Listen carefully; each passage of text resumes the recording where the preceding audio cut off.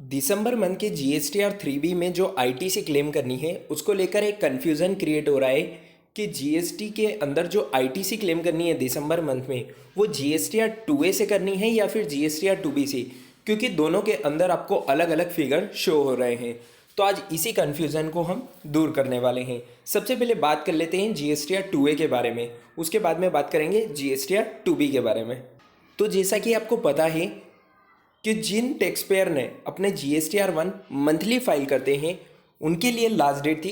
11 जनवरी 2021, और जो tax payer अपने जीएसटीआर 1 को क्वार्टरली बेसिस पर फाइल करते हैं यानी कि अक्टूबर नवंबर दिसंबर के जीएसटीआर 1 को फाइल करने की लास्ट डेट थी 13 जनवरी 2021, जो कि दोनों डेट अब निकल चुकी है। तो यहाँ पर जिन टैक्स पेयर ने अपने जीएसटीआर 1 को 11 जनवरी और 13 जनवरी तक फाइल कर लिया था, लेकिन उसके बाद में जिन टैक्स पेयर ने, जिन सप्लायर्स ने आपके जीएसटीआर 1 को फाइल करा है, वो आईटीसी भी आपको आपके जीएसटीआर 2A के अंदर देखने को मिल जाएगी। लेकिन जीएसटीआर 2B एक लिमिटेड टाइम पीरियड के लिए यहाँ पर अवेलेबल होता है, यानी कि जो टैक्स पेयर अपने जीएसटीआर 1 को मंथली बेसिस पर फाइल करते हैं उनके लिए लास्ट डेट क्या थी 11 जनवरी 2021। लेकिन ऐसे और कोई भी सप्लायर है जिन्होंने अपनी जीएसटीआर 1 को 11 जनवरी 2021 के बाद फाइल किया है, जबकि उनकी लास्ट डेट थी 11 जनवरी, तो उसकी आईटीसी आपको जीएसटीआर 2B के अंदर देखने को नहीं मिलेगी, वो आईटीसी आपको जीएसटीआर 2A के अंदर जरूर देखने को मिलेगी। और ऐसे टैक्स पेयर भी यानी कि सप्लायर भी जो अपने जीएसटीआर 1 को क्वार्टरली बेसिस पर, यानी कि उसकी लास्ट डेट क्या थी 13 जनवरी 2021, तब तक भी उन्होंने फाइल नहीं करी और उसके बाद उन्होंने फाइल करी है, तो वो आईटीसी भी आपको जीएसटीआर 2B के अंदर देखने को नहीं मिलेगी, वो आईटीसी भी आपको जीएसटीआर 2A के अंदर देखने को मिलेगी। क्योंकि जीएसटीआर 2A के अंदर ओवरऑल आईटीसी आपको देखने को मिलती है और जीएसटीआर 2B के अंदर एक स्पेसिफिक टाइम पीरियड जो यहाँ पर गवर्नमेंट ने बता रखा है तब तक की ही आईटीसी आपको यहाँ पर देखने को मिलती है। लेकिन अब बात आती है कि क्लेम कौन सी करना है, जीएसटीआर 2A में जो आईटीसी आ रही है वो क्लेम करना है या फिर जीएसटीआर 2B में जो आईटीसी आ रही है वो क्लेम करना है। तो उसके पहले हमको यहाँ पर रूल 36(4) एक बार पढ़ना होगा और उसे समझना होगा कि रूल 36(4) क्या कहता है।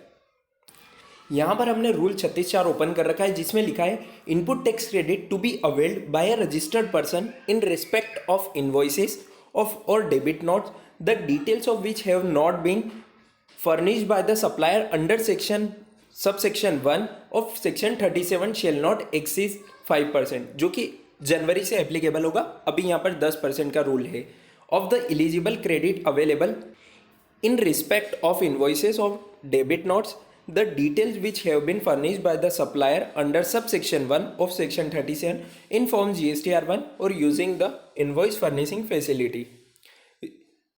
रूल 36(4) के हिसाब से आप उसी आईटीसी को क्लेम कर सकते हैं जो आपकी कट ऑफ डेट तक आ रही है, यानी कि जो आपके जीएसटीआर 2B में आईटीसी आपको शो हो रही है उस आईटीसी को आप क्लेम कर सकते हैं। प्लस यहाँ पर अभी दिसंबर के रिटर्न तक 10% का रूल्स यहाँ पर एप्लीकेबल है, यानी कि एक्सेस आप 10% की आईटीसी ले सकते हैं। लेकिन यहाँ पर सेक्शन 37 सब सेक्शन 1 का भी रेफरेंस दिया है, तो एक बार उसको भी यहाँ पर रीड कर लेते हैं। सेक्शन 37 सब सेक्शन 1 के अंदर लिखा है every registered person other than N input service distributor a non resident taxable person and a person paying tax under the provision of section 10 और सेक्शन 51 और section 52 shall furnish electronically in such form and manner as may be prescribed the details of outward supply of goods or services or both effected during a tax period on or before the 10th day of the month succeeding the said tax period, and such details shall be communicated to the recipient to the said of the supplier within such time and in such manner as may be prescribed। तो यहाँ पर overall अगर बात करें rule 36(4) और rule 37 की, तो उसमें यही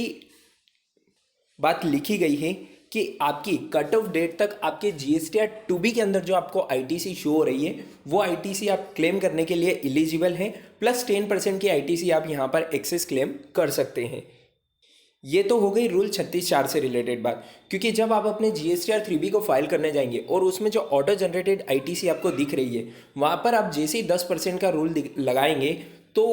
रेड हाईलाइट नहीं होगा, लेकिन आप जैसे ही उससे एक्सेस यहाँ पर आईटीसी क्लेम करेंगे तो आपका ब्लॉक यहाँ पर रेड शो करेगा और उसके कारण आपको फ्यूचर में जिस मंथ में आपने एक्सेस आईटीसी क्लेम करी है उस मंथ का नोटिस देखने को भी मिल सकता है। और जैसा कि आपको पता है, अभी जीएसटी के अंदर एक नया प्रोविज़न ऐड किया गया है जिसमें आपके रजिस्ट्रेशन को कैंसिल भी किया जा सकता है या फिर सस्पेंड भी किया जा सकता है। लेकिन यदि आपका ज़्यादा अमाउंट ऐसा है जो जीएसटीआर 2A के अंदर आ रहा है, जीएसटीआर 2B में नहीं आ रहा है, तो अगर आप उस आईटीसी को क्लेम करना चाहते हैं तो आप क्लेम कर सकते हैं, लेकिन प्रॉपर आपके पास रीज़न होना चाहिए और आप नोटिस के रिप्लाई देने के लिए रेडी होना चाहिए, तभी आपको वहाँ पर एक्सेस आईटीसी को क्लेम करना है। अन्यथा आपको अपने जीएसटीआर 2B की में जो आईटीसी आपकी शो हो रही है वो आईटीसी आप क्लेम करिए, प्लस 10% का एक्सेस रूल लगाइए अगर आप लगाना चाहते हैं तो, और रिमेनिंग आईटीसी को आप नेक्स्ट मंथ में कंसिडर कर सकते हैं।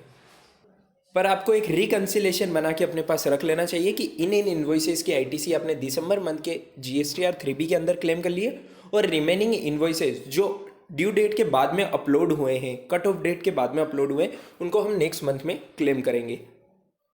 चलिए दोस्तों, उम्मीद है आपका ये कन्फ्यूज़न दूर हो गया होगा कि आपको जीएसटीआर 2A से अपनी आईटीसी को लेना है या जीएसटीआर 2B से दिसंबर मंथ के जीएसटीआर 3B में।